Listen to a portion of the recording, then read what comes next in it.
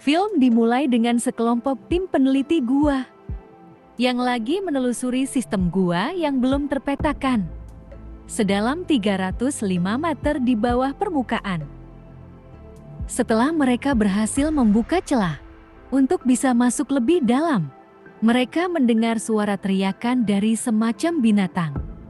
Dan akhirnya, binatang itu pun keluar dengan bergerombolan. Yang ternyata, binatang itu adalah burung berbahaya pemakan daging.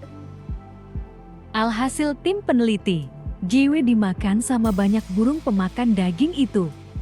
Sementara burung lainnya berkesempatan untuk kabur ke permukaan. Dan akhirnya tim peneliti, GW pun habis. Beralih ke sebuah sekolah, di mana ada siswi sama bernama Eli yang mau pulang ke rumahnya. Tapi dia nggak menyadari kalau ada beberapa tukang bully yang lagi meledek Eli. Namun dia nggak bisa mendengar mereka atau apapun di sekitar, karena dia udah kehilangan pendengarannya, alias tunarungu. Tapi Eli masih bisa berbicara seperti biasa. JT ketika dia bertemu dengan seorang cowok yang merupakan gebetannya. Si cowok udah mengerti bagaimana kondisinya Eli. Oleh karena itu si cowok menggunakan bahasa isyarat untuk bisa dimengerti Eli. Di rumah Eli mempunyai keluarga yang mencintainya. Ada ayahnya yang bernama Hugh, ibunya bernama Kelly, neneknya yang merupakan ibunya Kelly, serta seorang adik cowok. Dan mereka semua udah bisa berbahasa isyarat demi bisa berkomunikasi dengan Eli. Eli juga mempunyai dogi yang besar. Dan di saat Eli lagi diledek sama ibunya tentang si gebetan, Eli melihat bulu si dogi yang menjadi tegang sambil menggonggong terus ke arah luar rumah, sebagai pertanda kalau si dogi merasakan sesuatu yang gak beres yang terjadi di luar sana. Di malamnya, ketika melihat helikopter yang terbang, Eli melihat neneknya lagi asik mudut di luar rumah, yang membuat Eli teringat kalau neneknya mempunyai penyakit paru-paru. Dan anaknya si Kelly pasti akan marah jika melihat ibunya kumat ngudut lagi. Jadi si nenek langsung mematikan udut itu dan meminta Eli untuk jangan kasih tahu ke ibunya. Eli kemudian melihat ayah dan ibunya yang lagi membicarakan tentang kondisi Eli, dan membuat dia teringat tentang kecelakaan mobil beberapa tahun yang lalu, sehingga pendengarannya menjadi hilang. Sejak saat itu, di saat lagi chattingan sama gebetannya sebelum tidur, si gebetan mengirimkan sebuah video tentang banyak burung yang pada berterbangan. Tapi cara terbang burung-burung itu kelihatan aneh bagi Eli. Pada akhirnya dia nggak terlalu mempedulikannya. Namun tidak untuk si dogi yang merasa burung itu adalah burung yang nggak beres. Beberapa waktu kemudian, Eli dibangunkan sama ibunya di subuh hari, di mana dia memberitahu kalau udah terjadi sesuatu yang buruk di kota mereka. Oleh karena itu Eli pergi ke ruang tamu, di mana dia melihat berita di TV tentang kota-kota yang diserang sama sesuatu. Begitu juga yang dikabarkan di saluran-saluran lainnya. Salah satu saluran memberitahu kalau mereka mendapatkan sebuah video dari medsos yang udah viral. Jadi setelah memperingatkan kalau video itu ada unsur sadisnya, si saluran pun menunjukkan video itu, yang ternyata banyak mayat dengan kaki mereka yang tinggal tulangnya aja. Si saluran lalu menunjukkan video viral lainnya tentang seorang wanita dan anak yang terjebak di dalam mobil, di mana si wanita memperlihatkan situasinya yang kacau. Dan dia menyuruh semua orang untuk jangan berisik. Gak lama setelah itu mereka mendengar suara ledakan di kejauhan. Oleh karena itu mereka keluar dari rumah. Dan ternyata itu dari pesawat jet yang lagi bertempur melawan sesuatu yang berbahaya. Begitu mereka kembali ke dalam, mereka akhirnya mengetahui sesuatu berbahaya itu dari berita. Yang ternyata itu adalah para burung pemakan daging. Gak lama setelah itu, tayangannya langsung berubah ke siaran darurat dari pemerintah untuk menyuruh semua warga melakukan lockdown mandiri di rumah dan jangan berisik. Jetty Hyo menyuruh semuanya untuk mengikuti arahan dari pemerintah. Tapi Lee berpikir kalau kota itu adalah tempat yang bisa berisik kapan aja, oleh karena itu dia dan sekeluarga berpotensi lebih besar akan didatangi sama para burung pemakan daging itu. Maka dari itu ditetapkanlah Lee dan sekeluarga untuk kabur menjauh dari kota untuk meminimalisir ancaman dari para burung pemakan daging. Ada sahabatnya Hyo bernama Glenn juga ikut bersama Hyo dan sekeluarga untuk kabur dengan beberapa senjata api yang dia bawa untuk jaga-jaga. Setelah semuanya siap, mulailah Ellie dan sekeluarga untuk pergi menjauh dari kota. Dan di tengah perjalanan, mereka melihat kota mereka yang terlihat udah kacau. Sementara itu di sebuah kereta bawah tanah, ada banyak orang yang masih terjebak di sana. Dan mereka berusaha untuk gak bikin berisik sesuai arahan dari pemerintah. Tapi ternyata ada satu orang yang belum ngerti tentang situasi ini, yaitu seorang bayi yang terus-terusan merengek. Jadi si ibu berusaha menenangkan bayinya. Alhasil semua orang pada ketakutan.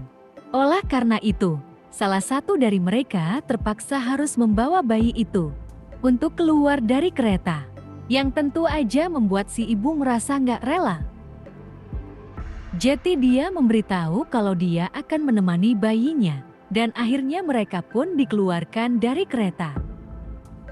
Alhasil si ibu merasa bingung, namun dia terus berjalan untuk mencari tempat yang aman, sambil menenangkan bayinya.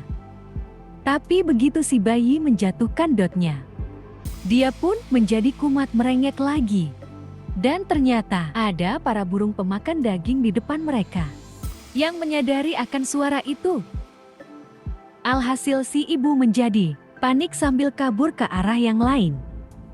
Namun para burung itu lebih cepat pergerakannya untuk mengejar si ibu serta si bayi. Dan akhirnya mereka pun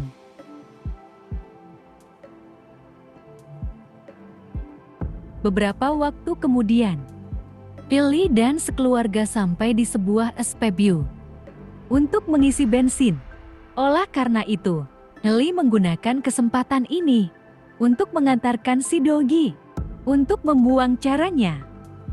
Tapi begitu dia selesai membuang caranya, tiba-tiba dia menggonggong ke seorang pria yang menodongkan senjata ke Billy. Jadi keluarganya datang untuk menanyakan apa yang dimau si pria. Dan dia menjawab kalau dia mau mobilnya mereka. Namun sebelum Hyo bisa mengasih kunci mobilnya, Glenn menembak kaki si pria dengan senapan jarak jauh sehingga Ellie berhasil diselamatkan. Dan akhirnya si pria pun ditinggalin sendirian. Di tengah perjalanan, Ellie mulai mencari tahu lebih lanjut tentang burung pemakan daging itu di internet dan mengetahui kalau mereka menyebut burung itu dengan panggilan Ves. Dari kata avispa berarti tawon dalam bahasa Spanyol. Karena kebiasaan mereka yang suka berkerumunan. Kelly merasa heran kenapa keberadaan Ves itu baru diketahui sekarang. Yang diduga Eli kalau mereka terjebak di sebuah gua. Dan akhirnya mereka pun bermutasi. Oleh karena itu, seharusnya mereka gak berada di luar gua. Gak lama setelah itu, Eli dan sekeluarga terjebak macet yang sangat panjang ketika mau masuk ke jalan tol. Karena banyak orang yang mau kabur sejauh mungkin juga dari Vespa itu. Jadi Ellie dan sekeluarga memutuskan untuk mengambil jalan pintas, melalui jalan tanah liat dan berkerikil di hutan. Tapi setelah beberapa waktu, tiba-tiba ada beberapa rusa yang melintas, yang membuat Glenn menjadi kaget. Sehingga mobilnya masuk ke dalam jurang. Dan akhirnya dia pun mengalami kecelakaan. Kondisinya masih nggak apa-apa. Namun kakinya terjepit dengan bagian depan mobil. Oleh karena itu, Kelly mau meminta bantuan ambulans. Tapi nggak tersambung terus-menerus. JTU mencari sesuatu untuk membantu mengeluarkan Glenn. Namun yang dia temukan cuma linggis aja. Oleh karena itu dia menjadi kesulitan untuk bisa membebaskan Glenn. Berpikir Hugh dan sekeluarga harus melanjutkan perjalanan. Glenn meminta untuk diberikan pistol miliknya. Hugh mengasihi itu, dan Glenn pun mengancam akan menembak Hugh jika dia nggak mau pergi. Sehingga mau nggak mau dia harus meninggalkan Glenn. Tapi Hugh berjanji akan kembali untuk menolong sahabatnya. Setelah membuang linggis itu, Hugh dan sekeluarga kembali ke dalam mobil, di mana Ellie melihat bulu si Doggy yang menjadi tegang lagi. Sebagai pertanda kalau ada sesuatu yang gak beres yang dia rasakan. Ini membuat Ellie teringat tentang pesan dari pemerintah untuk jangan berisik. Oleh karena itu dia menyuruh ayahnya untuk jangan menyalakan mobil. Dan tiba-tiba Vess pun datang ke arah mobil mereka untuk bisa menerobos masuk ke dalam. Makin banyak Vess yang datang ke mobil. Jadi Ellie berusaha menenangkan si Doggy yang masih menggonggong. Namun dia gak mau diam juga. Keributan dari para Vess itu diketahui Glenn. Oleh karena itu dia menembakkan pistol untuk memancing para Vess untuk datang. Sehingga satu persatu dari mereka pada menjauh dari mobil untuk mengincar Glenn. Dia terus menembak para Vessby yang datang.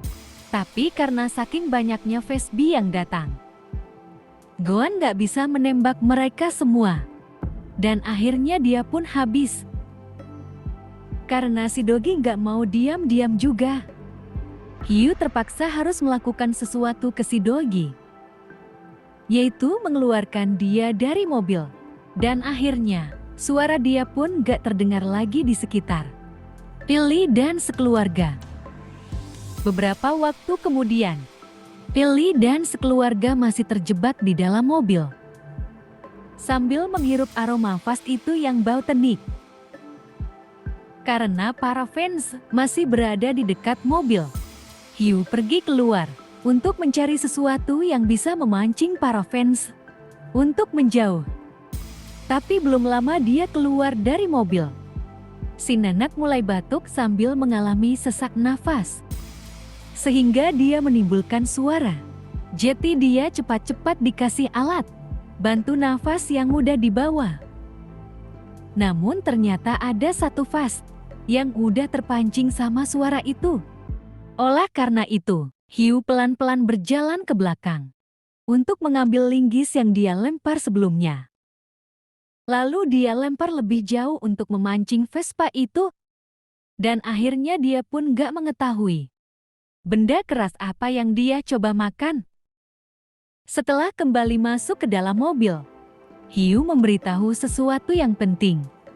Kalau ternyata Vespa itu buta, cuma bisa mendengar aja. Tapi pendengarannya sangat sensitif. Ellie berpikir kalau ini justru menguntungkan dia dan sekeluarga. Karena mereka semua bisa bahasa isyarat. Jadi mereka bisa meminimalisir suara dengan gak perlu berbicara lagi. Hugh lalu memberitahu kalau mereka butuh tempat berlindung sebelum hari mulai gelap. Namun pertama-tama dia keluar dulu sambil membawa pemantik api untuk membakar mobilnya Glenn di jurang. Setelah mengetahui kalau sahabatnya udah meninggal. Alhasil kebakaran itu menimbulkan suara. Dan akhirnya mobilnya pun meledak. Sehingga para waspada terpancing untuk pergi ke arah suara itu. Dan Ellie sekeluarga bisa mulai untuk kabur dengan jalan kaki. Ketika mendaki sebuah bukit, si nenek mengalami sesak nafas lagi. Jadi dia harus menggunakan alat bantu nafas lagi. Dan merasa bersalah kalau dia hampir membuat keluarganya habis hidupnya di mobil. Di tengah istirahat di bukit, si adik melihat sebuah rumah cukup besar di saat menggunakan teropong. Oleh karena itu Ellie dan sekeluarga memutuskan untuk pergi ke rumah itu. Malam hari pun tiba, di mana Ellie dan sekeluarga sampai di rumah tujuan mereka. Tapi rumahnya dikelilingi sama banyak pagar tinggi dan pintu pagar yang terkunci dengan benda-benda logam yang bisa berbunyi, supaya bisa memanggil yang punya rumah untuk keluar. Hiu pun mau gak mau harus membunyikan benda-benda logam di pintu pagar. Namun risikonya datang, seekor vas yang menyadari suara itu. Ini membuat yang punya rumah mau keluar sambil merasa kesal. Jadi dia menyuruh Hiu dan sekeluarga untuk pergi. Tapi dia gak menyadari kalau ada lebih banyak vas di sekitar. Alhasil yang punya rumah diincar sama para vas, lalu dikepung, dan akhirnya dia pun habis. Hiu dan sekeluarga kemudian pergi ke sebuah selokan untuk bisa melewati pagar-pagar yang mengelilingi rumah. Namun Hiu pergi melewati selokan sendirian untuk memastikan rumah itu aman dulu. Setelah merasa rumah itu aman untuk ditempati, Hiu memberitahu keluarganya untuk datang. Oleh karena itu, satu persatu dari mereka mulai merangkak. Tapi setelah beberapa saat, ternyata ada ular darik di tengah selokan itu yang membuat suara. Dan akhirnya sekeluarga pun ketahuan sama para vas yang datang dari kedua sisi selokan. Ini membuat kaki Kelly digigit sama beberapa vas, sehingga dia nggak bisa menahan rasa sakitnya dengan teriak-teriak. Jadi Hiu mencari sesuatu untuk memancing para vas. Dan setelah mereka mendengar suara mesin yang menyala dengan keras, mereka menjauh dari selokan untuk pergi ke arah mesin itu. Yang ternyata itu adalah mesin penggiling kayu. Alhasil para vas pada kena tipu dengan masuk ke dalam mesin penggiling itu. Dan akhirnya mereka pun habis. Hiu dan sekeluarga kemudian masuk ke dalam rumah, di mana mereka memeriksa luka kakinya Kelly yang lumayan serius. Oleh karena itu mereka cepat-cepat menghentikan pendarahannya dengan berbagai penanganan sesuai arahan dari si nenek yang merupakan mantan perawat. Setelah si nenek melihat pendarahannya Kelly yang udah berhenti, di esok hari, si nenek memberitahu Hiu kalau kaki Kelly harus dikasih antibiotik supaya infeksinya nggak menyebar. Dan antibiotik itu nggak ada di rumah ini. Mengetahui ini, Hiu dan Ellie pun memutuskan untuk pergi mencari antibiotik itu. Sementara si adik menemani si nenek di rumah. Mulailah Hiu dan Ellie keluar mencari antibiotik, di mana mereka melihat banyak vas pada beterbangan di udara. Jadi Hiu dan Ellie harus membuka pintu pagar yang terkunci secara pelan-pelan.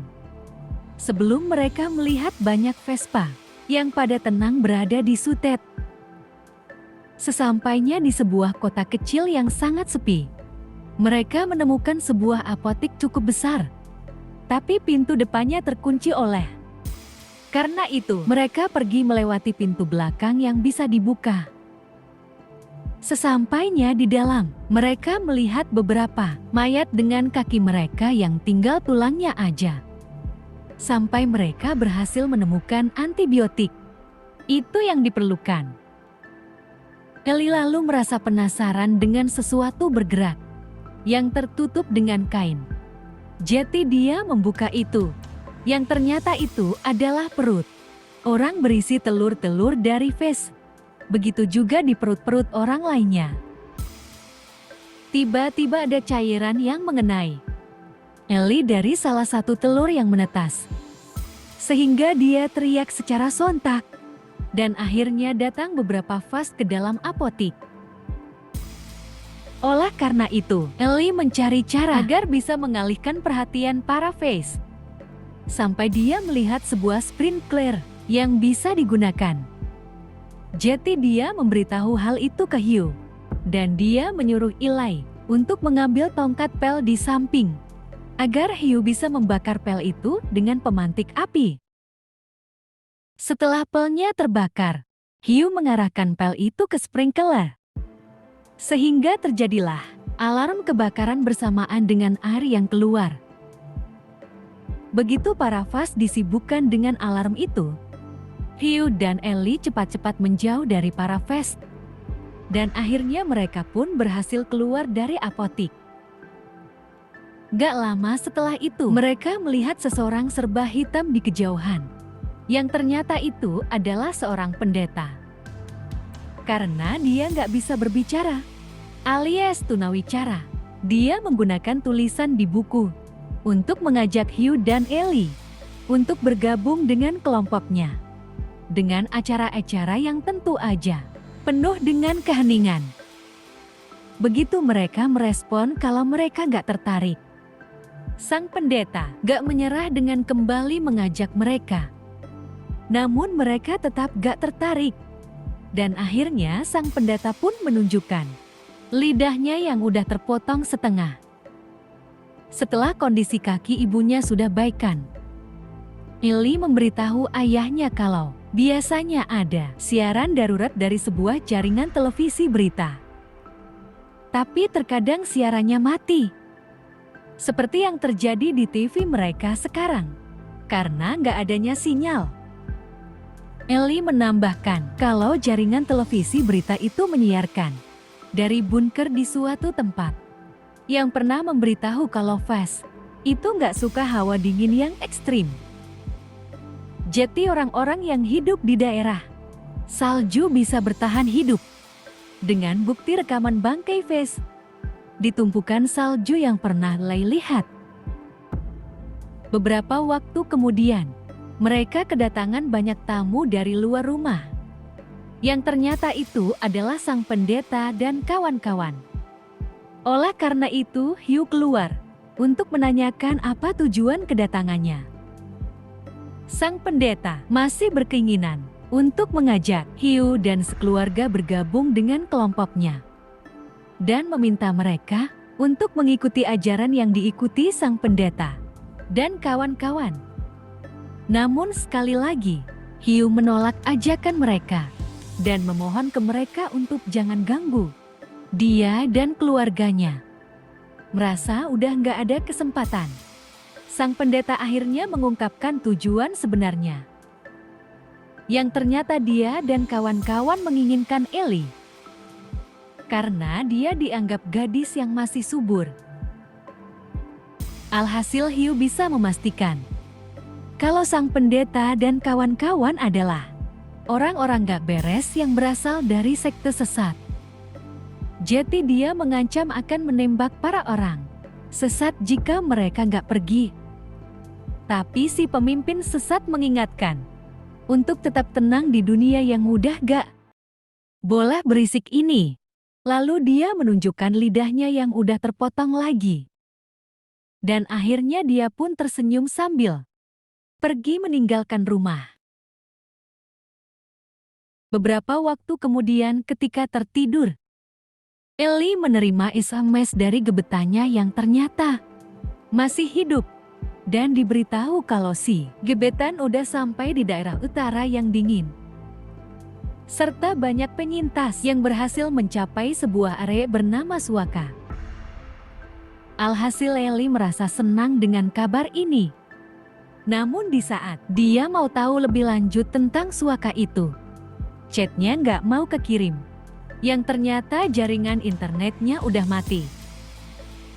Di malam harinya ketika tertidur, Hugh merasa ada mendengar sesuatu dari luar rumah. Jadi dia pergi memeriksa di pintu depan. Dan ternyata ada seorang gadis berdiri sendirian di depan rumah. Oleh karena itu si gadis dikasih masuk. Dan setelah Hugh melihat bekas luka di rahang si gadis, Hugh meminta si gadis untuk membuka mulutnya. Yang ternyata lidahnya udah terpotong setengah. Ini bisa dipastikan Hugh kalau si gadis berasal dari sekte sesat itu yang berhasil kabur. Tapi dugaan Hugh salah. Yang ternyata si gadis masih bagian dari sekte sesat dengan banyak handphone di balik jaketnya. Di saat itu, Ellie menjadi terbangun gara-gara suara petir. Dan langsung melihat sesuatu di balik jendelanya. Yang membuat dia penasaran. Jadi dia pergi mendekati sesuatu itu, yang ternyata itu adalah handphone juga. Bersamaan dengan alarm yang aktif dengan suaranya yang keras. Dan akhirnya Fast pun mulai mendatangi rumah. Alarm ini juga aktif di IP handphone si gadis. Sehingga makin banyak Facebook yang datang ke rumah. Jadi handphone itu cepat-cepat langsung dirusak dengan ditaruh ke dalam air, tapi ancaman mereka belum selesai. Yang ternyata masih ada beberapa handphone di sekitar rumah dengan alarm yang baru aktif. Sampai ada salah satu handphone dilempar masuk ke dalam rumah sama orang sesat. Oleh karena itu Hugh dan si adik cepat-cepat menghalang para fans untuk masuk, sementara yang lainnya berlindung di bawah tanah. Dan tiba-tiba datang beberapa orang sesat yang mau menculik Ellie. Setelah berhasil melukai Kelly, para orang sesat membawa Ellie keluar dari rumah.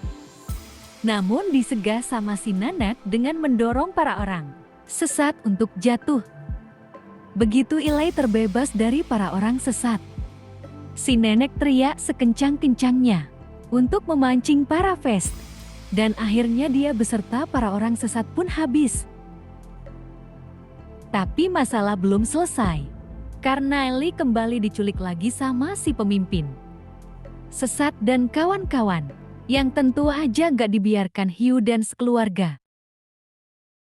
Jadi mereka dengan berani menghajar si pemimpin sesat dan kawan-kawan. Sampai Hugh berkesempatan untuk menghajar si pemimpin sesat bertubi-tubi.